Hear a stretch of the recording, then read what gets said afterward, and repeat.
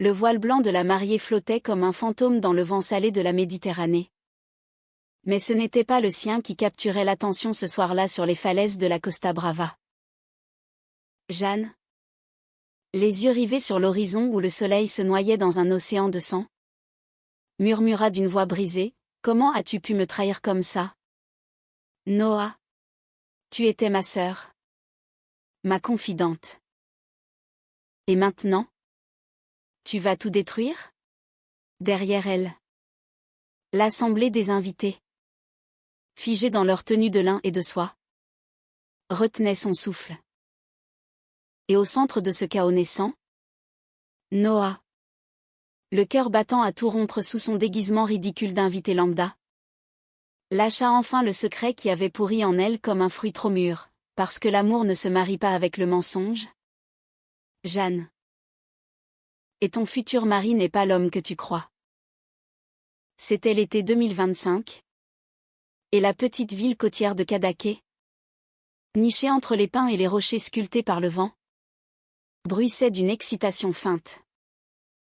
Les rues pavées, encore imprégnées de l'odeur des figuiers et du sel marin, menaient à la villa familiale des Duval, une bâtisse ocre du XIXe siècle perchée sur les falaises, où les mariages n'étaient pas seulement des unions, mais des déclarations d'harmonie bourgeoise.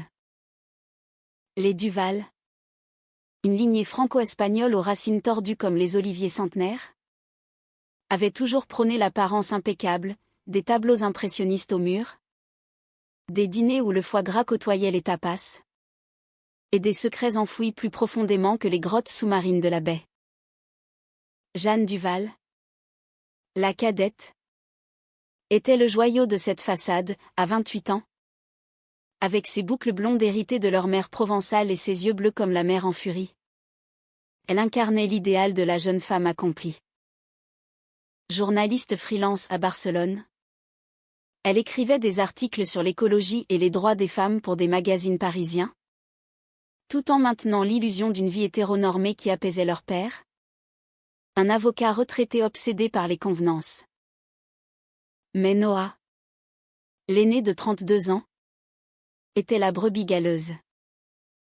Athlétique, avec ses cheveux châtains coupés courts et ses yeux verts perçants qui semblaient toujours sonder les âmes. Elle avait fui Paris à 22 ans pour s'installer à Madrid, où elle vivait ouvertement son identité lesbienne. Photographe indépendante, elle capturait les ombres des rues andalouses et les regards volés dans les bars enfumés de Chuca, loin des dîners guindés de la famille. Leur mère, décédée 10 ans plus tôt d'un cancer fulgurant, avait été la seule à comprendre Noah, à lui chuchoter dans l'oreille lors de leur promenade sur la plage, « L'amour est un feu, ma chérie. Et il ne se laisse pas éteindre par les conventions. » Mais leur père, Henri Duval, un homme au visage taillé comme un roc catalan, voyait en Noah une tache sur l'écusson familial. « Tu n'es pas une de nous », lui avait-il lancé lors de leur dernière confrontation. 3 ans auparavant, quand elle avait osé amener sa petite amie à Noël. Depuis, les invitations s'étaient raréfiées. Et pour le mariage de Jeanne, elles avaient cessé. Le mariage. Ah! Ce mot sonnait comme une sentence dans la bouche de Noah. Jeanne allait épouser Javier Ruiz, un architecte charismatique de 35 ans, aux épaules larges et au sourire qui illuminait les soirées mondaines de Barcelone. Ils s'étaient rencontrés lors d'une exposition sur Gaudí, où Javier, avec son accent andalou chantant, avait séduit Jeanne en comparant ses courbes à celles d'une cathédrale en construction. Pour les Duval, c'était l'union parfaite, un pont entre la France raffinée et l'Espagne passionnée. Une fusion de capitaux et de lignées. Mais Noah savait la vérité. Une vérité qu'elle avait découverte par hasard, lors d'un shooting photo à Séville 6 mois plus tôt. Elle avait croisé Javier dans un bar discret, les lèvres collées à celles d'un homme plus jeune, et avait entendu les murmures, dettes de jeu, liaisons multiples, Un mariage de façade pour redorer son blason financier. Pire encore, Ravière ignorait ou feignait d'ignorer les doutes de Jeanne. Ces nuits où elle appelait Noah en pleurs, avouant dans un souffle, « Et si je n'étais pas faite pour ça? Et si mon cœur battait pour autre chose ?» Car entre les sœurs Duval, il y avait plus qu'un lien de sang. Depuis l'enfance. Passé à escalader les rochers de Collioure lors des vacances familiales, Noah et Jeanne partageaient un monde secret.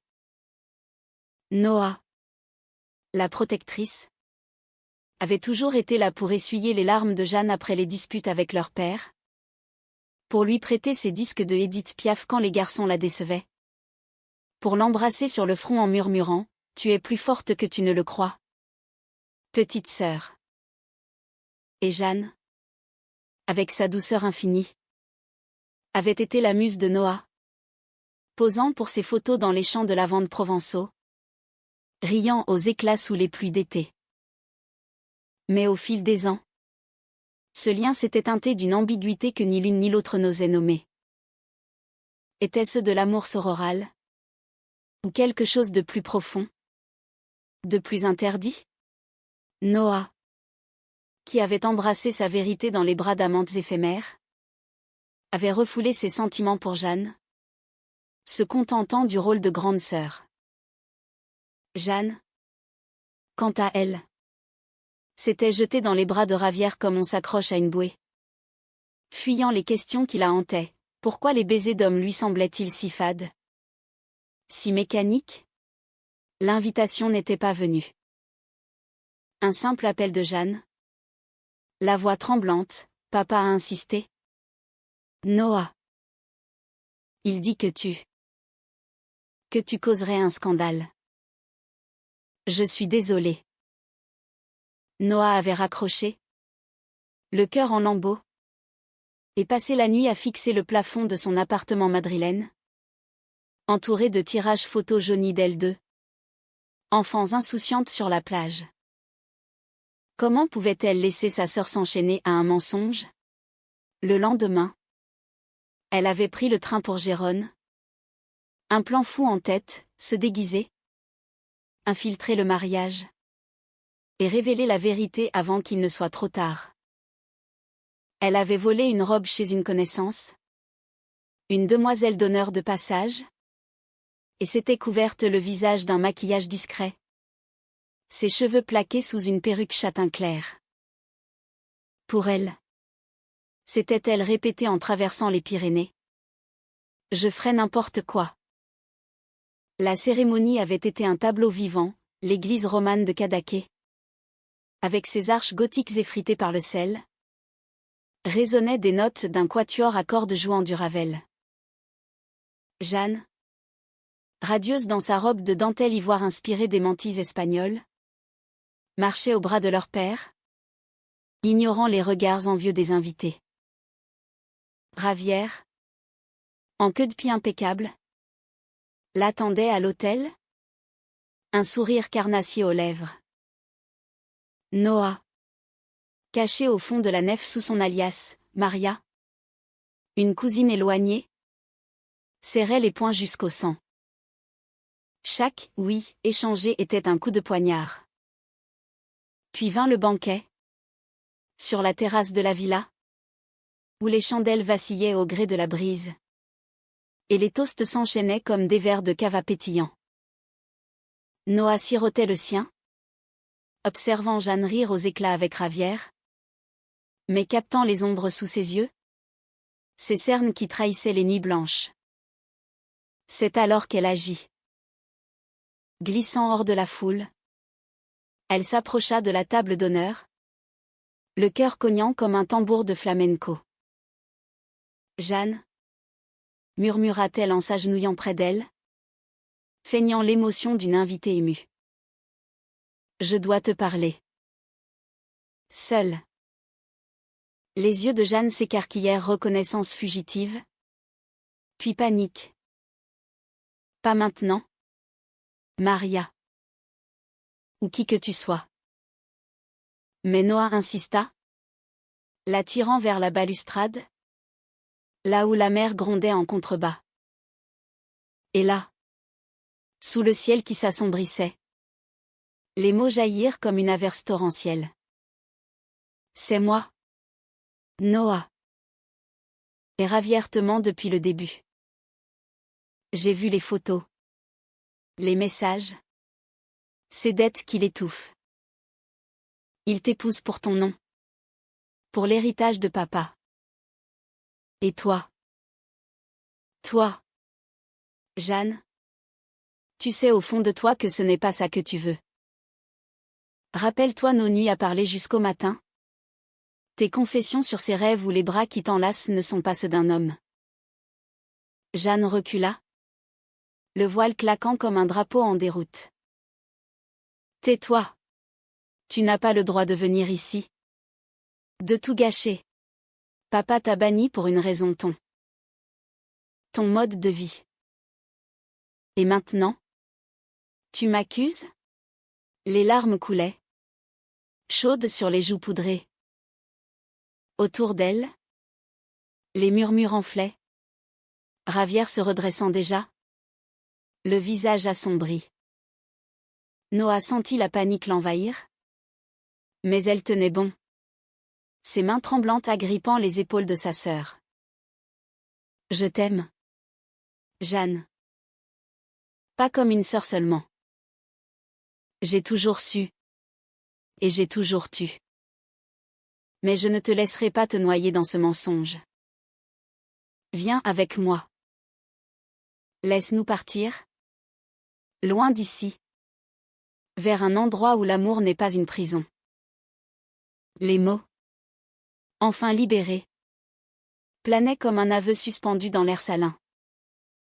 Jeanne, les lèvres entr'ouvertes, chercha dans les yeux verts de Noah une lueur de folie ou de vérité. Et dans ce silence, le monde sembla s'arrêter, la mer, le vent, les invités pour ne laisser que deux cœurs battant à l'unisson. Au bord du gouffre, le cri de Jeanne déchira la nuit naissante comme un vitrail brisé. Noah! Comment oses-tu? Elle se dégagea violemment, trébuchant sur le bord de la terrasse, son voile s'accrochant aux buissons de romarin sauvage qui bordaient la falaise. Ravière surgit alors, son visage habituellement charmant tordu par une fureur contenue, ses mains puissantes saisissant le bras de Noah. Qui est cette folle? Appelez la sécurité, hurla-t-il à la cantonade. Tandis que les invités, un mélange de cousins provençaux en chemise à col brodé et d'amis barcelonais en robe fluide, formaient un cercle haletant. Henri Duval, le père, se leva de table comme un spectre. Son verre de vin renversé tachant la nappe blanche d'un sang imaginaire. Noah! Qu'est-ce que... Sortez-la d'ici. Elle n'a rien à faire parmi nous. Mais Noah ne bougea pas. Plantez-la. Sous les projecteurs qui illuminaient la scène comme un opéra tragique. Elle arracha sa perruque d'un geste théâtral. Ses cheveux châtains cascadant en désordre sur ses épaules. Le vent les fouettait. Et elle affronta le regard de son père sans ciller. Rien à faire parmi vous? C'est ça. Ta famille. Papa? Une mascarade où on enterre les filles qui aiment différemment? J'ai traversé l'Espagne pour elle. Pour Jeanne. Parce que je refuse de la voir sacrifier sa vie sur l'autel de tes préjugés. Sa voix, rauque d'émotion, portait jusqu'à la mer, où les vagues applaudissaient en rythme. Les invités murmuraient. Certains choqués. D'autres fascinés. Une tante française, la sœur de leur mère, porta une main à sa poitrine, les yeux brillants de compréhension tardive. Jeanne, adossée à la balustrade, haletait, son corsage de dentelle se soulevant au gré de sa respiration saccadée. Les mots de Noah résonnaient en elle comme un écho lointain, réveillant des souvenirs enfouis, ces après-midi volés à Collioure, où Noah lui apprenait à nager dans les eaux turquoises, Leurs corps enlacés dans les vagues, ces soirées pluvieuses à Paris. Où elles se blottissaient sous une couverture, partageant des secrets sur les premiers émois. Jeanne rougissant quand Noah décrivait ses baisers avec des filles du lycée. C'est impossible, balbutia-t-elle.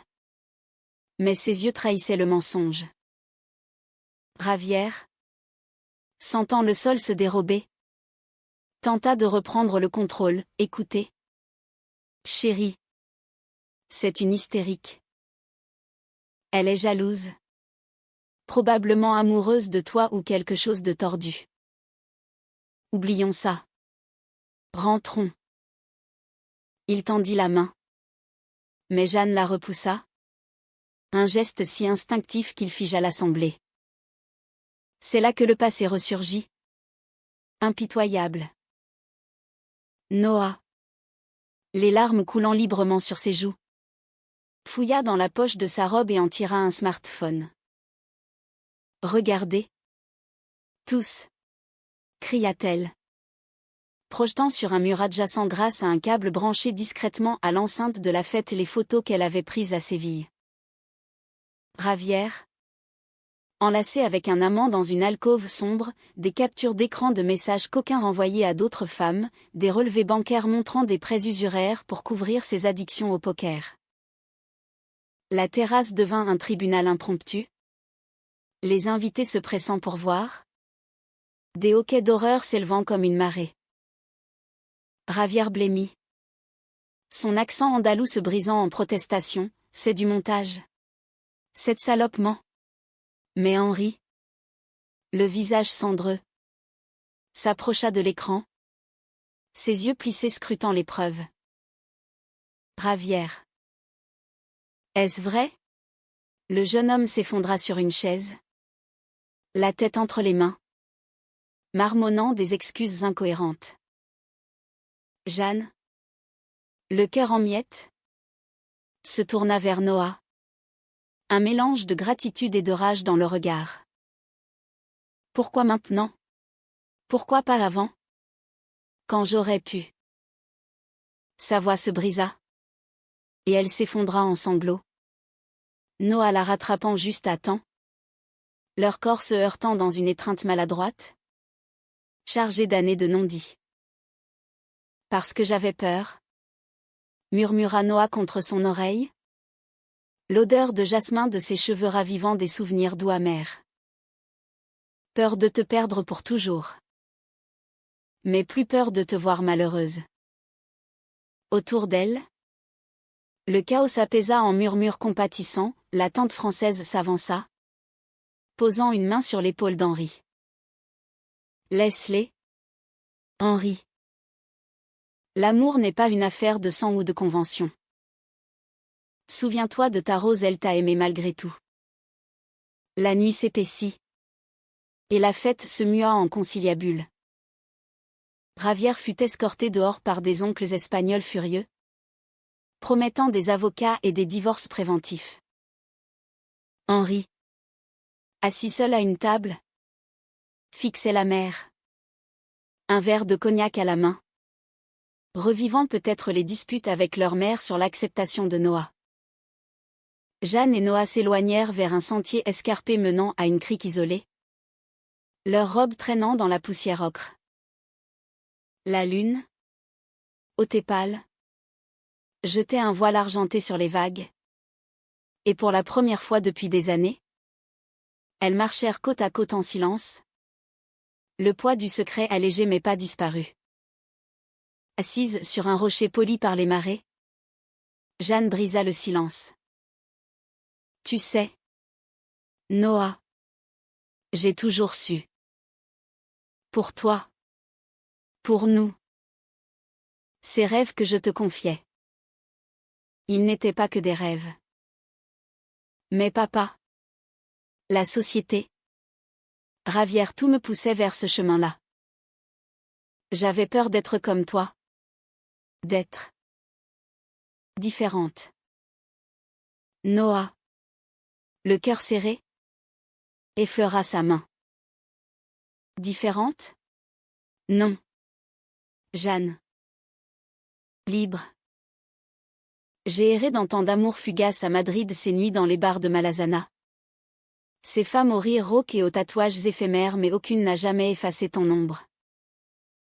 Tu es ma boussole. Ma tempête. Elles se regardèrent.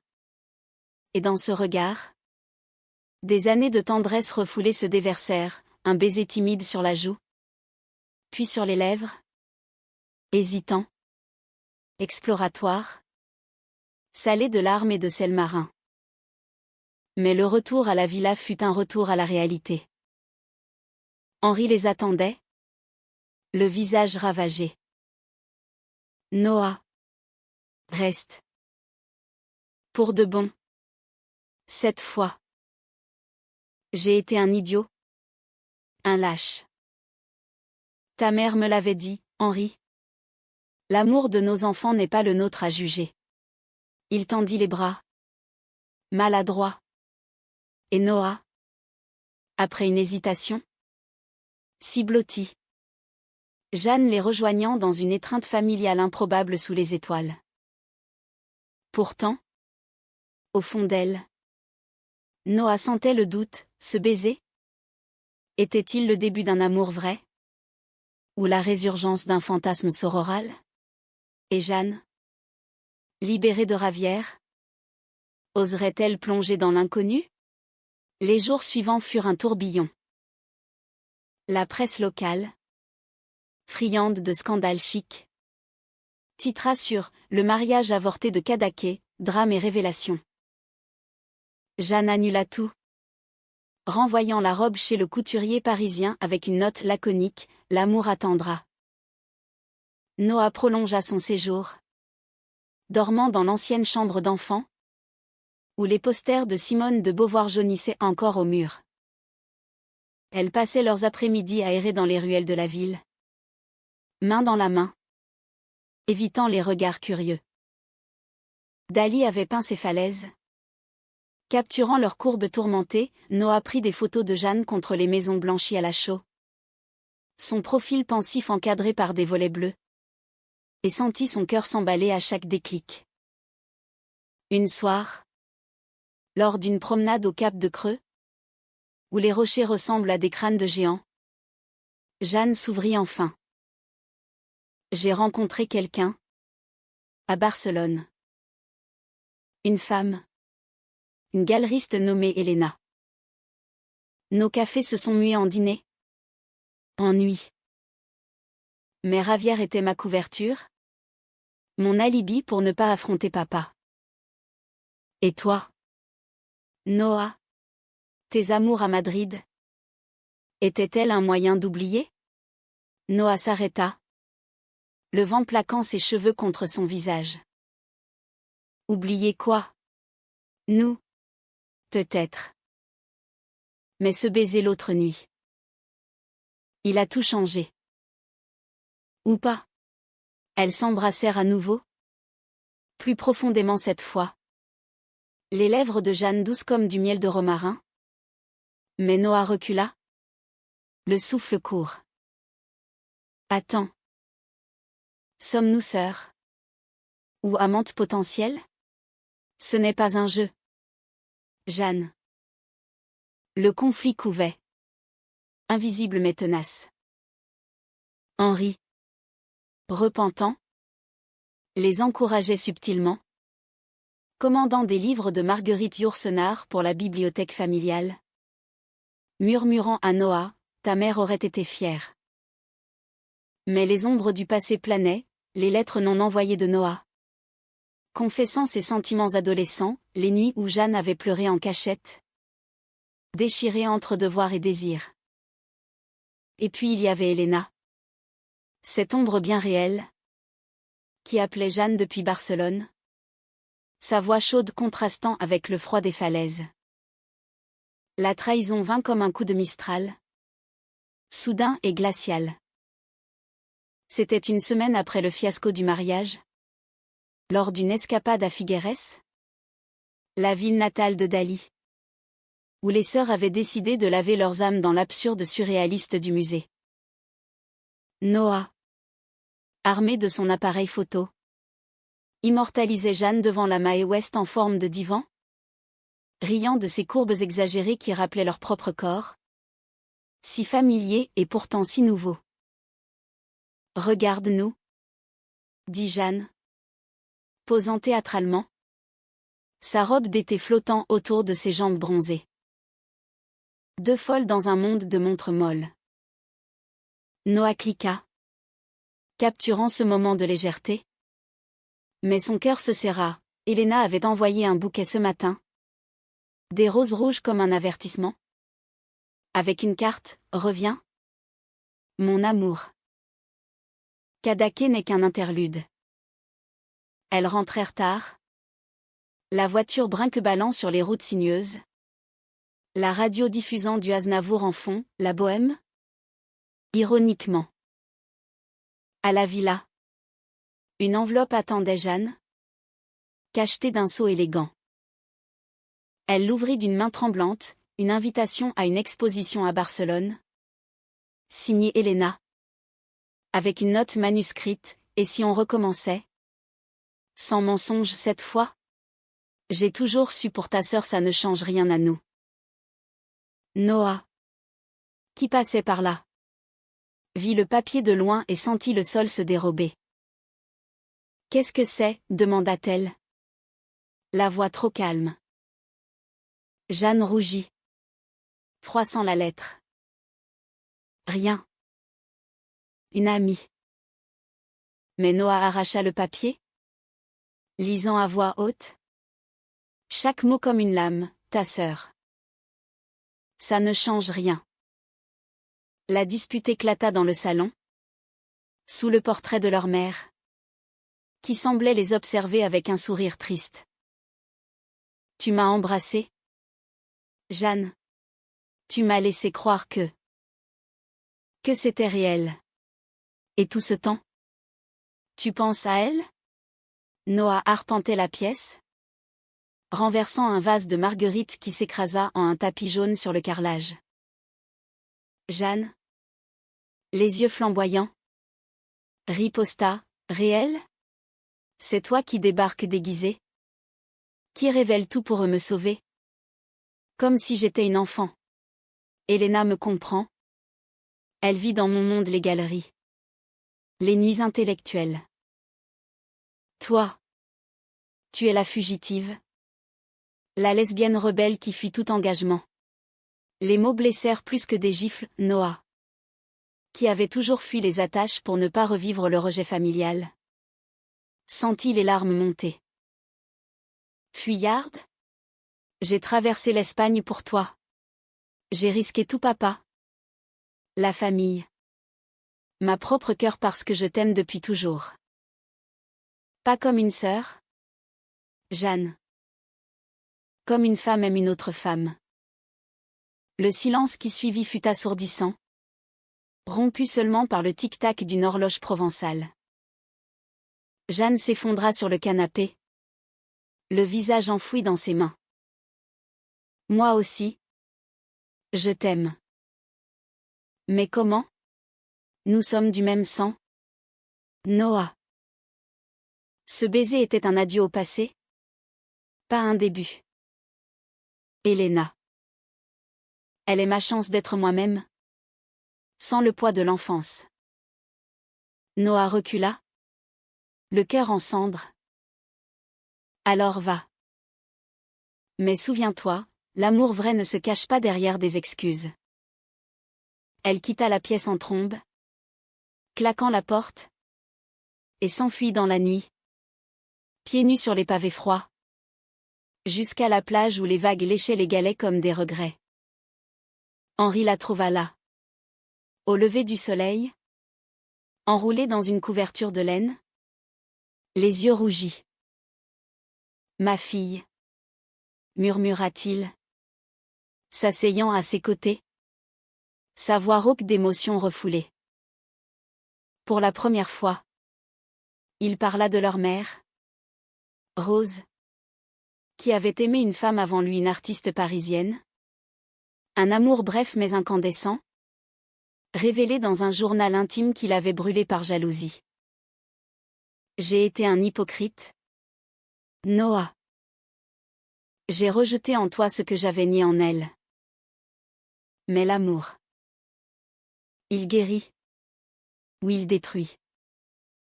Choisis le bien. Ces mots, simples et humains, fissurèrent la carapace de Noah. Elle pleura contre l'épaule de son père, un homme qu'elle avait haï si longtemps. Et dans cette étreinte, une paix fragile naquit. Jeanne, de son côté, luttait avec ses démons. Elle appela Helena, mais raccrocha au milieu d'une phrase, le cœur tiraillé. Les jours passèrent en un brouillard, annulation des contrats avec les traiteurs, retour de cadeaux, et des nuits solitaires où elle relisait les lettres de Noah. Ces missives adolescentes qu'elle avait gardées en secret, confessant un amour platonique teinté de désir. Et si c'était plus que sororal, se demanda-t-elle. Errant dans les marchés de Kadaké, achetant des figues mûres et des herbes pour des plats qu'elle ne cuisinait pas. Une après-midi, elle croisa une vieille amie de la famille, une lesbienne assumée nommée Carla, qui avait fui l'Espagne franquiste pour Paris. L'amour entre sœurs n'est pas toujours ce qu'on croit, lui dit Carla autour d'un café amer. Parfois, c'est un miroir, il te montre qui tu es vraiment. Mais si c'est plus, il faut du courage pour le nommer. Le climax survint lors d'une tempête biblique, 3 semaines après le non-mariage. La Costa Brava, lâchée par des vents hurlants, vit la villa des Duval secouée comme un bateau en détresse. Noah, prête à partir pour Madrid, pliait ses affaires quand Jeanne surgit. Trempée jusqu'aux os, ses boucles plaquées sur son visage comme une couronne d'algues. Attends, cria-t-elle par-dessus le tonnerre.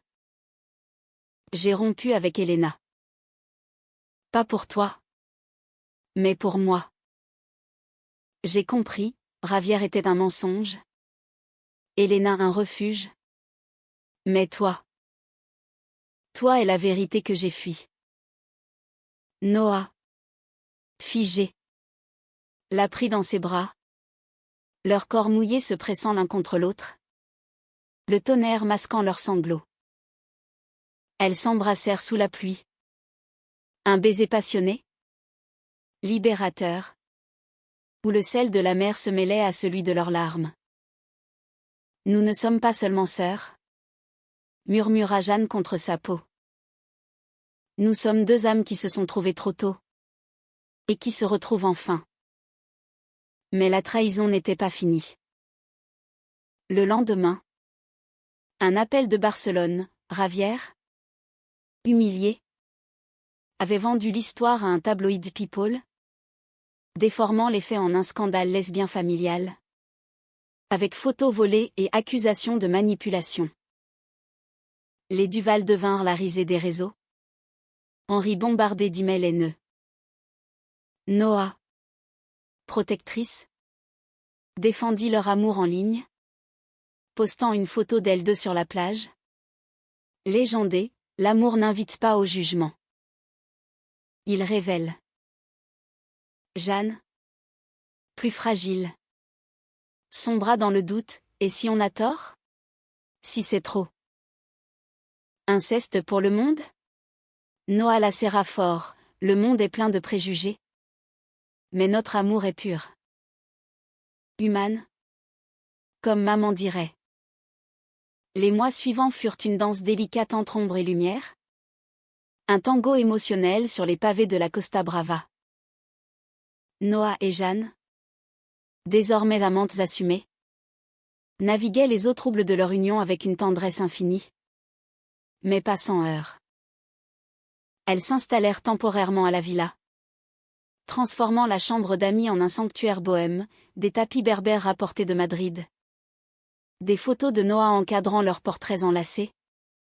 Et un lit king size où les nuits se muèrent en exploration lente. Murmurée. Jeanne, libérée de ses chaînes, découvrait son corps avec une curiosité enfantine. Ses mains traçant les courbes de Noah comme on explore une carte au trésor, les épaules athlétiques forgées par des randonnées en Sierra Nevada. Les seins fermes sous des tatouages discrets de vagues catalanes. Les cuisses musclées qui s'ouvraient comme des invitations au paradis. « Tu es mon Espagne ?» chuchotait Jeanne. Ses lèvres effleurant la peau salée. Tandis que Noah, les yeux mi-clos, répondait par des caresses expertes, apprenant à sa sœur amante les rythmes lents du désir lesbien.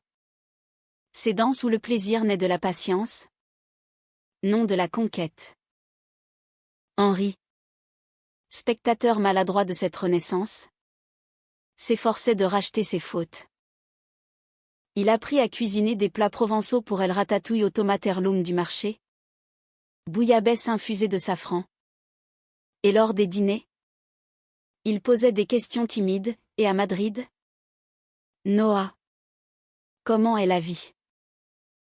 Comme ça? Noah, touché par son effort, partageait des anecdotes sur les prides andalouses, les bals masqués de grenades où les femmes dansaient jusqu'à l'aube. Jeanne, rayonnante, intervenait avec ses propres découvertes, un podcast sur les couples queer en Europe, un livre de Annie Ernaux sur les amours interdites. Lentement, la villa redevint un foyer, non plus une prison de convenance, mais un havre humaniste où l'amour se conjugue au pluriel. Pourtant, le monde extérieur grondait. Le scandale du mariage avait gonflé en tempête médiatique, des articles dans Elle paie disséquaient le drame du Val-Ruiz. Des influenceuses barcelonaises spéculaient sur un inceste chic. Et Ravière, aigri, menaçait de poursuites pour diffamation. Noah, pragmatique, engagea un avocat madrilène, une lesbienne farouche nommée Sofia, qui transforma la crise en opportunité, une interview pour Elle Espagne, où Jeanne et Noah racontèrent leur histoire sans faire la trahison de Ravière. Le coming out forcé. L'amour sororal transmuté en passion adulte. Nous ne sommes pas un scandale, déclara Jeanne à la caméra. Sa voix ferme malgré le tremblement de ses mains. Nous sommes deux femmes qui ont choisi l'authenticité.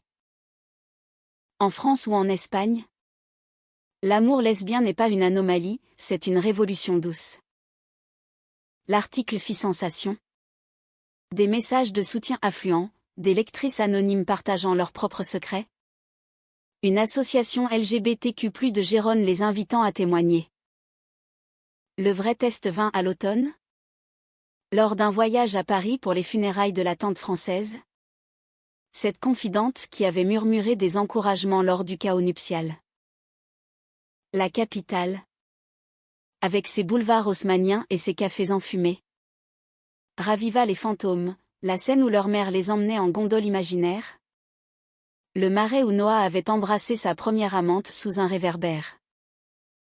Jeanne, nerveuse, serra la main de Noah dans le métro bondé. Et si on nous juge?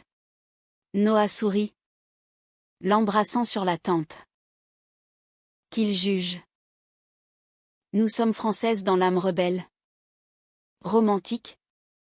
Éternelle. À l'enterrement, sous une pluie fine, elles lurent un poème de Verlaine. Leurs voix entrelacées comme leurs doigts. Et la famille élargie, émue, les acclama en silence. De retour en Espagne, la paix s'installa.